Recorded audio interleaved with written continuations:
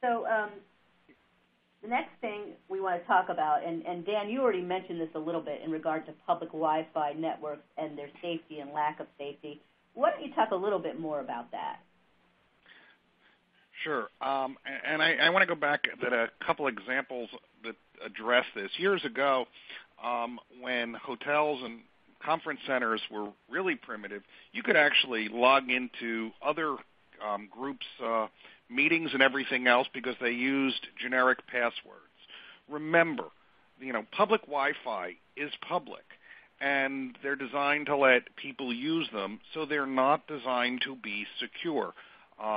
Most conferences post the password, and then someone with a hacker with the right equipment, and we'll talk about some of the equipment that gets even more sophisticated, can simply log your keystrokes, what you're typing on your keyboard or through your phone, and get your data.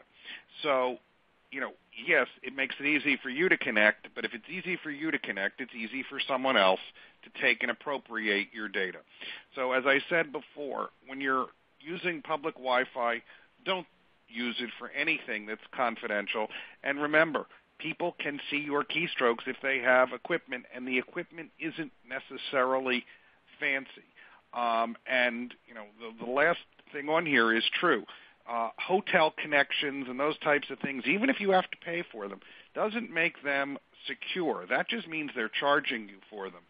And what you want to do is still use those connections. Like I said, you want to watch a movie. You want to do something like that. Maybe you want to check your Facebook page. Fine. But if you're going to your office to review a contract or something like that, use a secure service. Nowadays, lots of cell phones have become hotspots, which means that you can use them to connect to the Internet. Most will connect 5 to 10 devices. But remember that if you're going to use those connections on a cell phone, it will drain your battery pretty severely. The hotspots that come with it, on the other hand, are much better. So we're going to go back to the slide about security risks, and I'm going to talk about these things in general. And I suggest you sort of Google pineapple.